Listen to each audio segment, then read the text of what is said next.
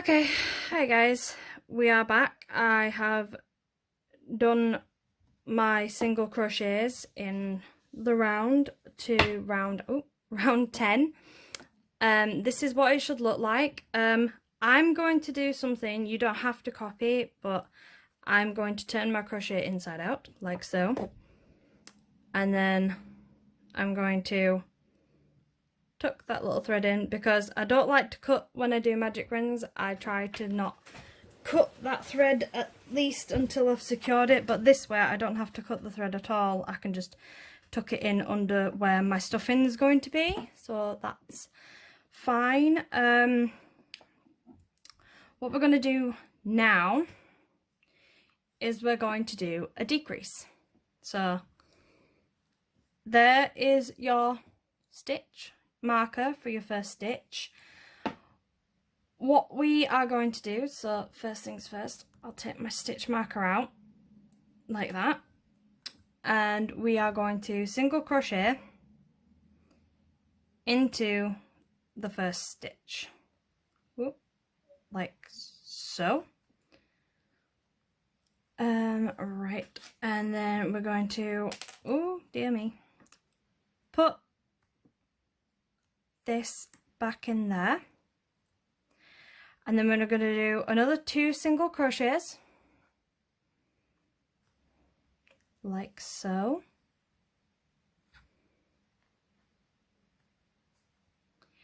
and then on this one there are 2 ways of doing a decrease. You can do a decrease where you go into the back hoops, which is called an invisible decrease, or you can just go like that, and then it's almost like you're doing a half double crochet but through 2. So there we go, that is a decrease. I'll show you again. So we're gonna crochet 1, 2, 3 single crochets. So it's a similar pattern to the increase, but backwards, and you're decreasing, not increasing. So this is a decrease that I'm using for this. So you're gonna go in 1, pull the thread through, so you have 2 loops on your hook like so. Then you're gonna go into the next one, pull the wool through, so you have 3 hoops on your crochet hook, and then you're gonna hook like you would to do a half double crochet, and then you pull through. Do it again for you. Go crochet for 3, so 1, 2, 3 single crochets there, and then you go in 1, pull the wool through into the second one, pull the wool through, 3 hoops on your hook, and then pull through all 3 hooks, and then you just go around the circle till you get back to your stitch marker, at which point you should then have, if we have decreased properly, 24 stitches. So I'm going to finish this and come back to you and show you the next step. Okay guys, I've done that. What I should have stated before, just move my wool over there, is you should end on a decrease before your stitch marker, just to let you know. So we're now going to do round 12, that was round 11 we just did, and we're going to single crochet into where the stitch marker was, and then we're going to put the stitch marker back like that, and then we're going to go 1 more single crochet, move that out of the way, and then we're going to go 1, 2, and do our decrease. 1 more time. So 1 single crochet, 2 single crochet, and then decrease, like so. And as you go along, you're going to start to notice it cinching together and becoming a little ball, like that. I am going to do one thing just because this tail is just a little bit long and it is getting in my way. There we go. So, there we go. It's in there. So, I'm going to complete this round. So, just to remind you one more time, it's 1 single crochet, 2 single crochet, and then we do a decrease, like so. Okay, I will see you guys in a few seconds. Okay, I've done that. Unfortunately, my light has turned off, but hopefully it will come back on at some point. So I'm back to the end. I'm having a bit of problem with focusing. 1 second. Just shuffle that a little bit. There we go. So we're back round here. And we should have, and I realised I forgot to count last time, we should have 18 stitches now. We should have had 24 last time. So 1, 2, 3, 5, 6, 7, 8, 9, 10, 11, 12, 13, 14, 15, 16, 17, and 18. So we have decreased properly on this. We are going to decrease one more time, and hopefully I can restore my light. That'll do. So I will now show you the next step. Well, it's always fun when you have little things go wrong, isn't it? So the next decrease will be, so we'll go into where the stitch marker was, do 1 single crochet. Remember to pull tight, otherwise you'll get really big holes and gaps in your work and you really don't want that. So we've got to pull tight on this one. Got to tighten that tension as much as we can. And then put the stitch marker back in place like so. And then we go into the next stitch and we do 1, and then the next stitch do 2. So we have 3 hoops on our hook, and then we pull through all 3. So we do a decrease, and then we do a single crochet into the next one, and then we do again a decrease, and then a single crochet.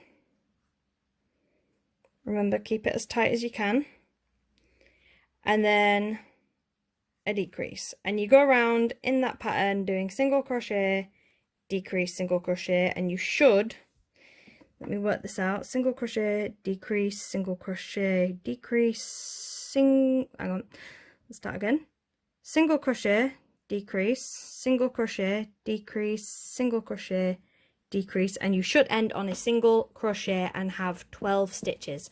I will finish this and come back. Okay guys, I'm back, and I would like to point out, a few seconds ago I said you should end on a decrease. I was wrong.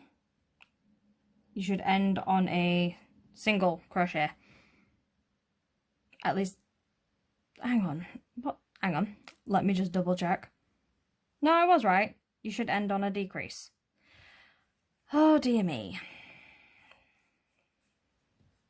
Sometimes I get a little bit flustered and I forget what I've said. Right, there we go. So for this next bit, you're going to pull your wool just so that you don't lose your hoop, and you're going to leave your stitch marker in there for now. And as you can see, there is a nice little hole. And what you are going to do, and I completely forgot to tell you about this at the beginning of the video because Like I said, I can be a little bit of a scatterbrain sometimes, but you will need stuffing for this video. Just your bog standard polyfiber, I think it's called, stuffing. There we go, zoom out a little bit so you can see it better. There we go. So I've got this much. Hopefully I won't use it all, but I've got quite a big handful. If you're wondering why it's a little off colour, I washed it in a black pillowcase and some of the dye came out. So it's perfectly clean, it's just dyed a bit grey.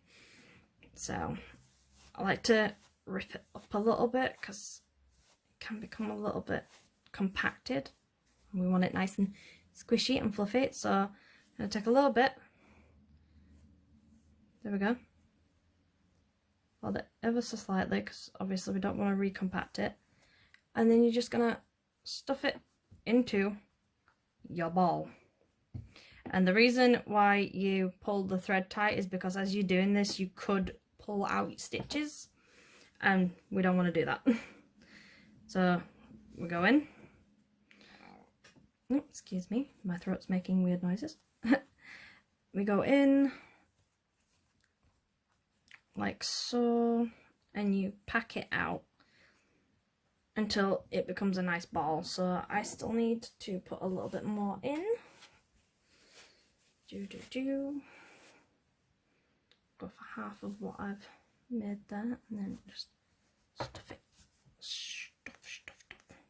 And try and stuff it evenly, because the last thing you want, I mean, I know we're making a pumpkin out of this, but the last thing you really want is a misshapen ball.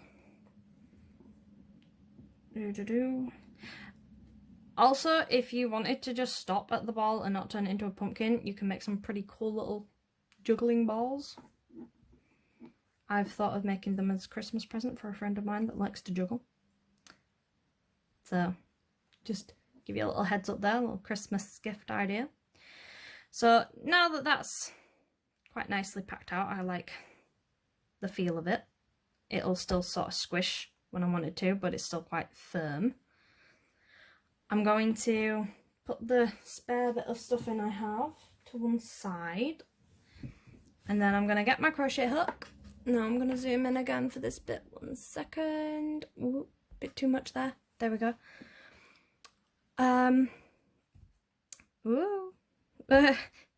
Doing a little bit of break dancing. So now we're going to close it up a little bit more, and we are going to do a whole round of decreases so that we get back down to 6 stitches. So I won't lie, it will be a little bit difficult because you will have to be really careful not to pull the stuffing through, but we will do our best. So we go into the first stitch that had the stitch marker, pull through,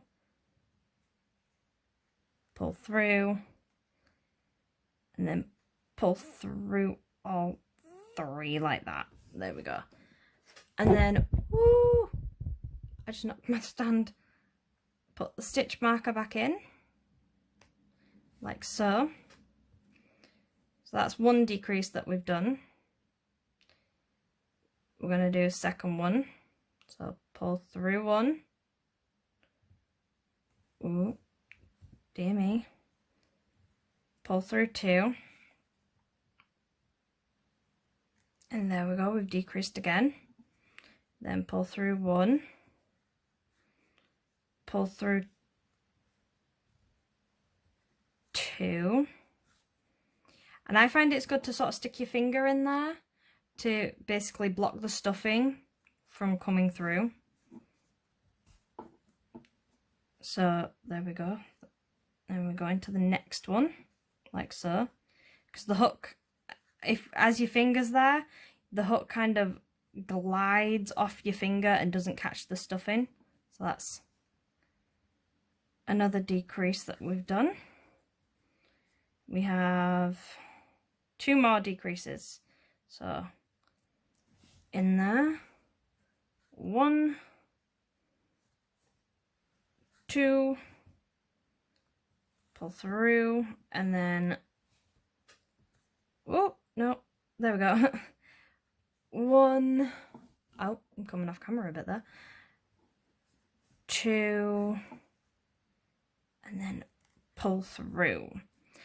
Now we can take our stitch marker out like this. There we go. And then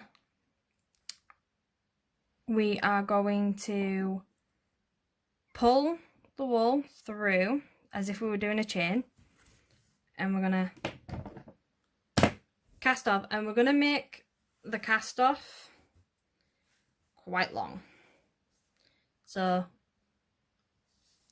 I've made it, so I'll zoom out to try and show you how long I've made it. So this is my work, and this is how much thread, how much wool I'm leaving to cut off when I cast off.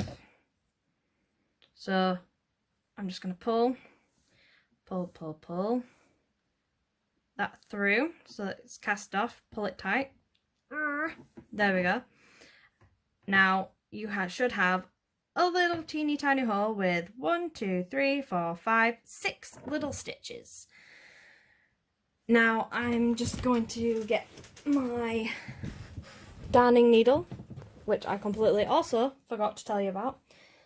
Oh dear me, please forgive me. This is literally one of my first tutorials. In fact, this is my second, if you don't count the video that I did showing everyone how to do the individual stitches. Aha, there it is. I'm going to be in my trusty little bag. So you need a needle, pretty big. It doesn't have to be a metal one. You can get like plastic darning needles, but it does have to be a pretty sturdy big needle. So what you are going to do now, I'm going to zoom in again, and I'm going to zoom in a lot closer than I have before. Ah! Spinning top. And then I'm going to thread this into my needle. So what I like to do is I like to pinch it really tight and twirl it so that it goes really thin, and then and voila, it is on my needle. So I know what you're thinking. I've left a lot of wool for such a small little gap to sew up, but there is a reason, and I will get to that reason once we've done this. So what you're going to do is you are going to go into this stitch like so, and you're gonna pull through. I know there's a lot to pull through it, and then you're going to go in through the same way into this stitch, pull all the wool through like that, and what's going to happen is you're going to create like a little drawstring. So that's 1, 2, 3, we've gone through 4.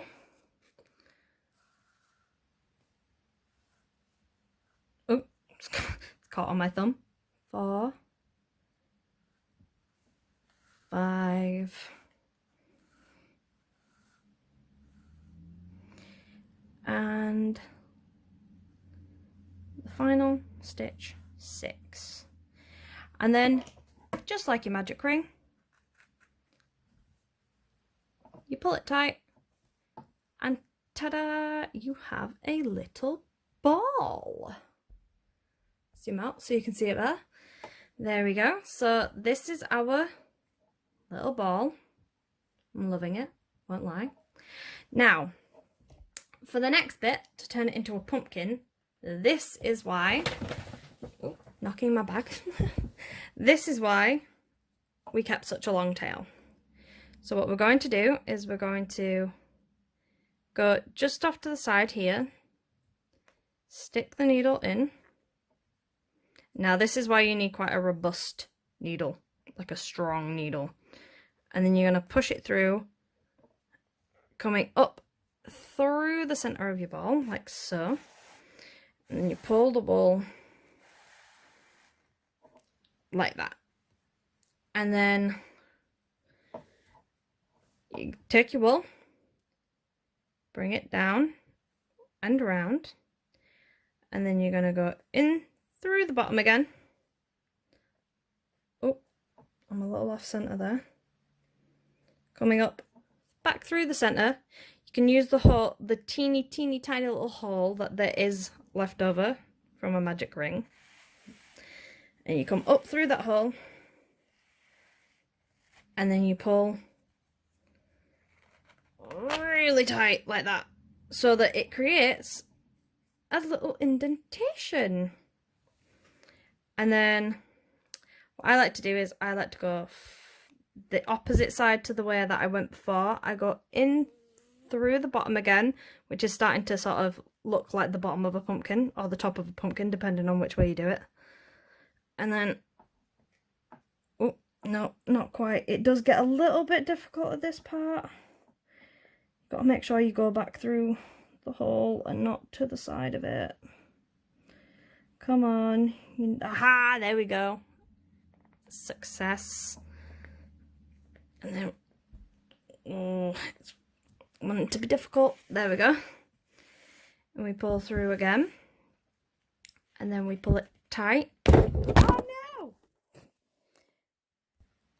Okay, so what happened there was, and this can happen when making these, because you've got to pull it really tight. What happened was my wool snapped. But there is an easy solution to this. I'm going to try and continue to pull this so that we still have our indentation, which we do. I'm gonna set my glue gun up to heat up,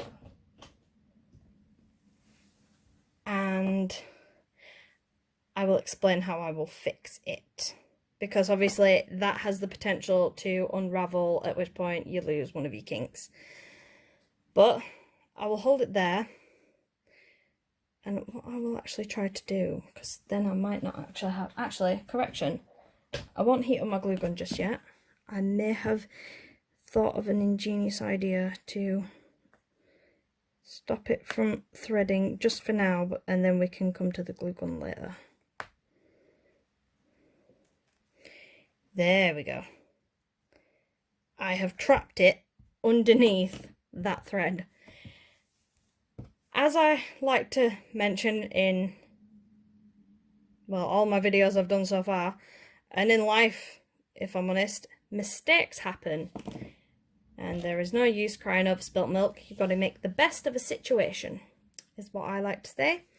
So, all I've done to fix this, I have knotted the bottom of my wool where it broke. I'm going to go up through the bottom again, like so, yep. And then, nope, find the middle again, there we go. Pull up without bringing my crochet hook with it. Pull up, pull the wool through, and then it will hold at the bottom. And then you just go into the side, up through the bottom, again, back through the top. With what happened last time, I'm going to be incredibly careful about how I do this now. So pull in, pull in. Okay, there we go. And then turn it round, go to the other side, in through the bottom again. And it will, I will like get a little bit difficult. And then you come out through the top, push it through. If you do find it difficult to pull it through, just give it a good push with your desk or whatever you're working on, your craft table, and it should push the needle through enough for you to give it a good pull. And then I'm gonna go in again. Oh, blimey, it's getting difficult now. And then we pull in again, and you just go around, and dependent on like how many little indents you want your pumpkin to have, depends on how many times you do this. I'm going to try for an 8er segment, because pumpkins all have sort of little segments on them. So there we go. I'm doing this bit fast now because I've shown you a few times, so you guys know what you're doing. I trust your judgment. And then through. No, it's not wanting to go through that bit. There we go. That should be a better one. A little off to one side on that. Okay, it's still off to one side, but either way, we're almost done now. And then we are going to pull.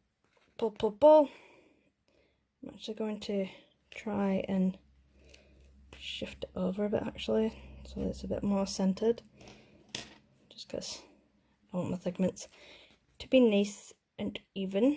So there we go.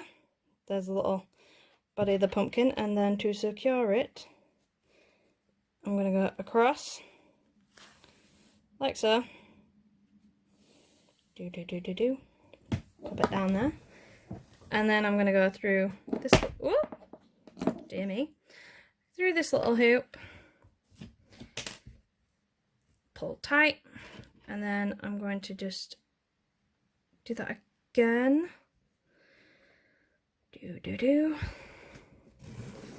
Make another little hoop, go through that hoop. Oh no. There we go. And pull tight. And then I'm just gonna snip off.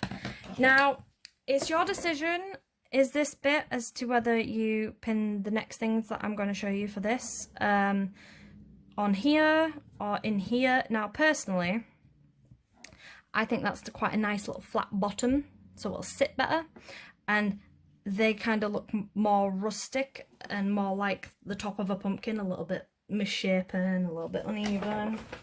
Get that out of the way. So we're going to do the next bit on here. So I will be back with you for the next bit.